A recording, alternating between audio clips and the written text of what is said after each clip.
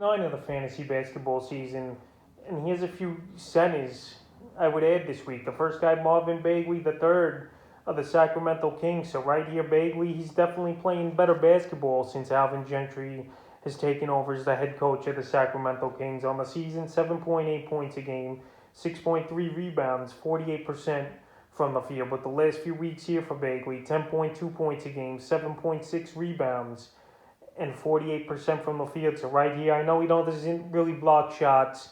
I know he's just a double-double type of guy, but hey, that's not a bad option to have on your team. A guy who could go out there and give you maybe 12 and 10 here. So the last few games here for Bagley, December 4th versus the Clippers, 12 points, 11 boards, 66% from the field. December 8th versus the Magic, 12 points, 6 boards, a steal, 2 threes, 50% from the field. December 10th at the Hornets, 15 points, 10 boards, 2 assists, a block, a 3, 58% from the field.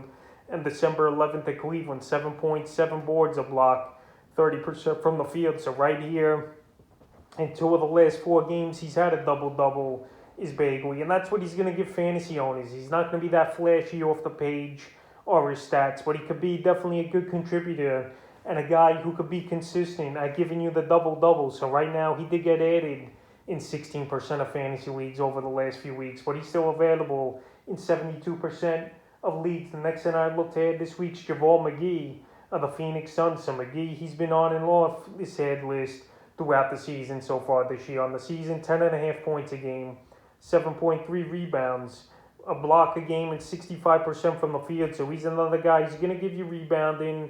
He's going to score the basketball about 9-10 points a game and a block a game as well. So the last few games here, I know his playing time has gone down, but he's still producing some numbers. December 3rd at Golden State, 6.7 rebounds, 40% from the field. December 6th versus the Spurs, 13.7 boards, 71% from the field.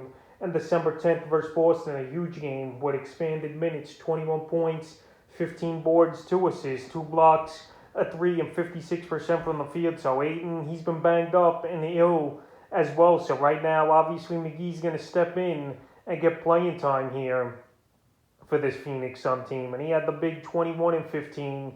And this guy, each and every season, yeah, I know people have made fun of him, Shaq and the Fool and stuff. I've mentioned this. But this guy's a good role player. He knows what he has to do. And he's definitely could contribute to the Suns like he has in fantasy owners. So right now, he's available in 76% of fantasy leagues. And if you need some center and big man help, I definitely would give him an ad this week, especially with Ayton not feeling well. The next guy is Dwayne Dedmon of the Miami Heat. So Dedmon, he's filling in for Bam Adebayo, obviously. And he got dropped in 21% of fantasy leagues after he didn't have the biggest of games over the last few weeks. But he bounced back with a vengeance in his latest one. 20 points, 12 boards, 2 assists, a steal, a block, 2 threes, and 61% from the field in that December 11th game versus the Bulls. So Dedmon on the season, 6 points, 6 rebounds, a block a game, and 55% from the field. But ever since filling in here for Adebayo, 8.6 points a game, 9.3 rebounds, 1.3 assists, a block a game, and 53% from the field. So Dedmon, we know he's not going to be a big scorer, but we know he's a guy that's going to rebound the ball. He's going to help you in field goal percentage, and that's what you're going to need him for the most part. I know the scoring, you want that extra lift, but he's never been a scorer as Dedmon. Defense and rebounding has been the name of the game for him, and an efficient field goal percentage. The last few games for Dedmon, December 6th versus Memphis, 4.6 boards, 2 blocks, 50% from the field. December 8th versus the Bucks, 2 points, 9 boards, 50% from the field. December 11th versus the Bulls, like I mentioned, 20 points, 12 boards, 2 assists, a steal, a block, even 2 threes, and 61% from the field. So if you know the type of thing Dedmon's going to give you, then you'll be fine. But fantasy owners who expected him to score the basketball more, they just weren't patient and they dropped him. So right now, after coming off the big game, I think he'll boost his confidence up. I think the scoring could definitely go up a little. I'm not going to say he's going to score 20 points a game here as Dedmon, but he's going to be better than the 2 to 4 points he was scoring.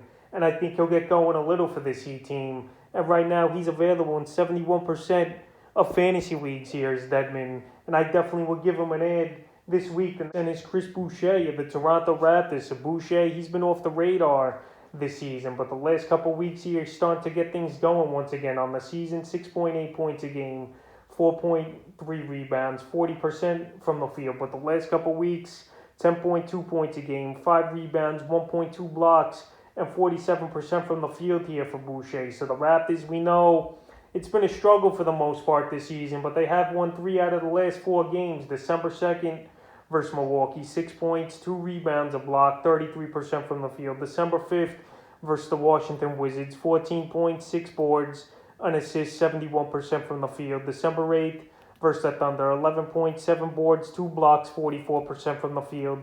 And December 10th versus the Knicks, 14 points, 8 boards, a block, a 3, and 45% from the field. So right now, he's scoring the basketball in double digits. He's getting 7-8 rebounds a game here, is Boucher. And he's getting a block or 2 as well. As long as Nick Nurse is going to play him 20, 25 minutes a game, this guy's going to be productive. And we saw early in the season, he was only playing 10, 15 minutes. So hopefully this is a sign of things to come where Nurse is going to unleash Boucher. He's going to play more minutes, and he's going to be productive. So right now, this could be one of the last chance for fantasy owners to go out there and get him. He's available right now in only 56% of fantasy leagues. And the fifth and final center I'd look to get this week is Trey Lyles of the Detroit Pistons. So Lyles, his playing time has gone up a little here for the Pistons, and he's producing. I know the numbers aren't eye-popping, 7.8 points a game, 4.3 rebounds on the season, 42% from the field. But the last couple weeks here, 8.2 points a game, 4.7 boards,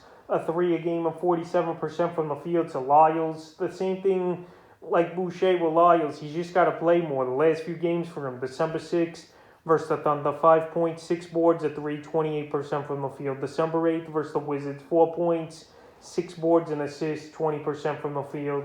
And then his latest game, he had a big one, 18 points, 5 boards, 2 threes, 87% from the field. So right here, I know he's available in 94% of fantasy leagues here is Lyles. But he's a guy we've seen in the past. When he was on San Antonio, him show some flashes and have some decent fantasy value. And now if he could just play 25, 30 minutes a game here for this Piston team, I definitely think he could have some fantasy value. So in deeper leagues, definitely give him an ad. And in 10, 12 team leagues, I still would wait and see what he could do.